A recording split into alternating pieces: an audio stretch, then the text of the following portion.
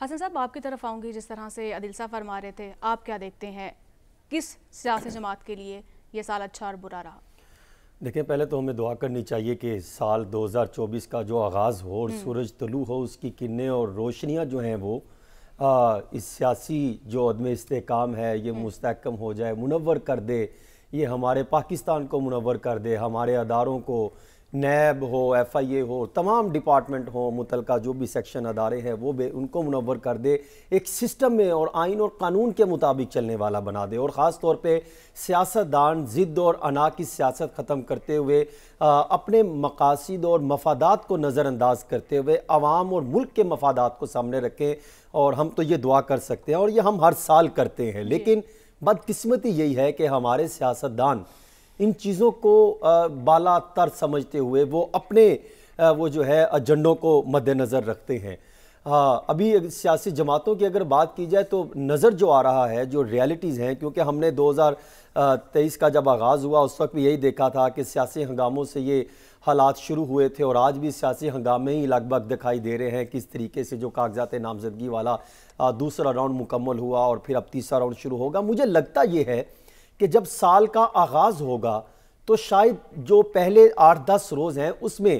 تمام طریق انصاف کے وہ افراد اور مسلم لیگ نون کے جو چاند ایک رہ گئے ہیں، وہ افراد ان کے کاغذات نامزدگی جو ہے وہ جو ان پہ اعتراض لگے ہیں، جو مسترد ہوئے ہیں، وہ تمام کے تمام نہیں تو لگ بھگ کوئی جتنی اکثریت ہے سوائے 1-2 کے جو بڑے ہیں بانی پی ٹی آئی کے علاوہ، ان کے کاغذات جو ہے وہ منظور ہو جائے،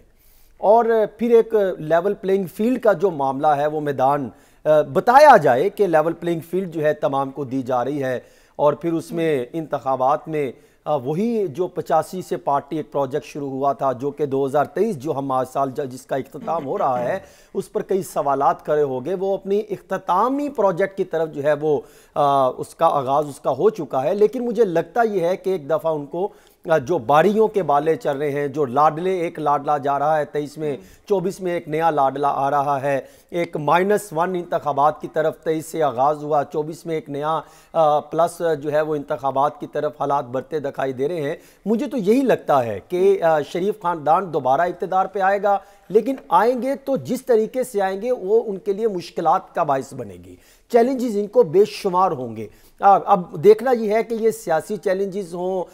معاشی چیلنجز ہوں، سماجی ہوں، اخلاقی ہوں، قومی ہوں، عالمی ہوں، یہ تمام چیلنجز کو یہ کس طریقے سے لے کے چلتے ہیں، کیونکہ جو ان کا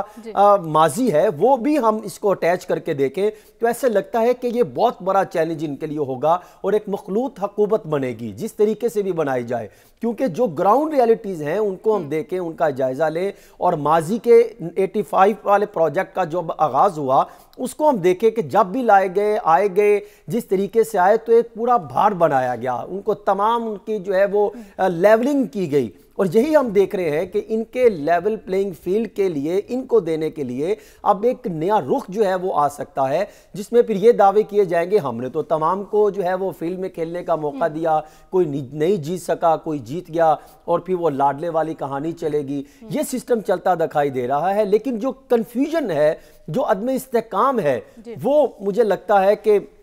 اگر یہی ماحول رہا تو آئندہ آنے والے دنوں میں یہ ماحول جو ہے وہ مزید بڑھ بھی سکتا ہے، اور حالات کو کنٹرول کرنے والے پھر کر بھی سکتے ہیں، اور مجھے یہ لگ رہا ہے کہ یہ 2024 کا جو سال ہوگا، یہ خاص طور پہ ہم جو بات کر رہے ہیں یا جو عوام ہے سن رہی ہے ان کے لیے بھی سختیوں کا سال ہوگا، اور یہ حکومت آنے کے بعد یہ بھی کچھ سختیاں کرے گی اور یہ بھی کچھ طریقے سے لے کر چلے گی، لیکن ان کو عوام قبول کرتی ہے یا نہیں یہ بھی ایک ان کے لیے بڑا چیلنجز ہوگا، کیونکہ ماضی کی ایک طرف اگر دیکھیں 2023 میں جو انہوں نے پھول کھلائے یا پھول لگائے یا انہوں نے دکانیں لگائیں، یہ سب جو ہے وہ ناکام ہو گئی۔ کیا ہوا 2023 میں سب سے اچھا خوشگوار موقع کون سا تھا؟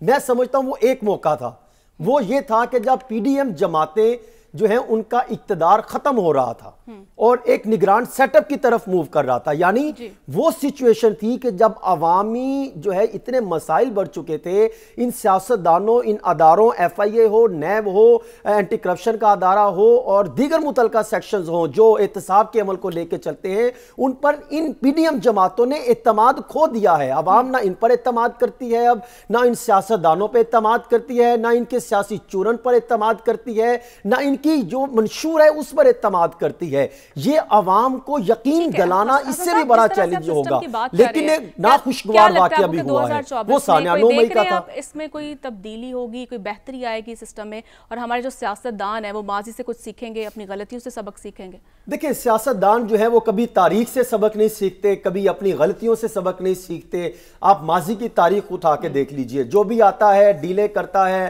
اور پھر ڈھیلے لیتا ہے اور پھر جو ہے وہ لوٹ مار کا ایک بازار گرم کرتا ہے. جب سے آپ دیکھیں, میں کیوں کل پرسوں میں آپ کو 77 والے انتخابات کا حوالہ دے رہا تھا, اگر ہم دیکھیں تو جو 2023 میں کچھ ہو رہا ہے وہ لگ بھگ ایسے لگتا ہے کہ شاید کچھ 77 کے کچھ جو ہے وہ اشاروں سے اس میں مماثلت دکھائی دیتی ہے. تو کیا سیاستدان اپنی ضد اور انا اور اعتصابی معاملات اور غرور اور تکبر کے معاملات کو نظر انداز کریں گے؟ یہ ایسے لگتا نہیں ہے. دیکھیں, مسلم لیگ نون جب اقتدار میں نہیں تھی, جب اپوزیشن میں تھی, اس ٹائم انہوں نے کسر کوئی نہیں چھوڑی. جب پی ٹی آئی اقتدار میں آئی, انہوں نے کسر کوئی نہیں چھوڑی. پاکستان پیپلز پارٹی اقتدار میں رہی, انہوں نے کسر کوئی نہیں چھوڑی. کوئی عوامی معاملات اور ملکی معاملات کو نظر انداز کرتے ہیں اور ان کے مفادات ترجیحات تبدیل ہو جاتی ہیں. اسی چیز کا تو رونا ہے کہ سیاستدان جب انتخابات کی باری آتی ہیں تو وہ کہتے ہیں ہم نے لیول پلینگ فیلڈ کس سے لینی ہے؟ عوام سے نہیں لینی, کسی اور سے ہمیں لیول پلینگ فیلڈ چاہیے. تو پھر جب آپ نے عوام کے پاس جانا ہی نہیں ہے, یہ گراؤنڈ ریالٹیز جو میں آپ کو بتا رہا ہوں,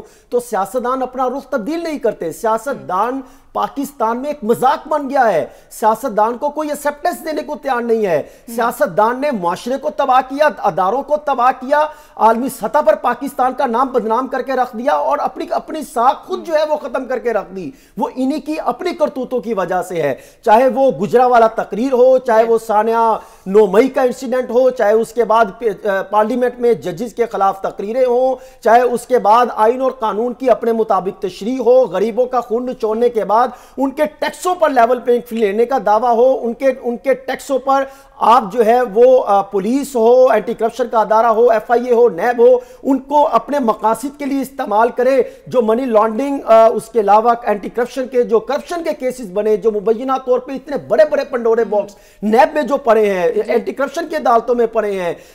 پارلیمنٹ میں پیش ہوئے اور ماضی میں جو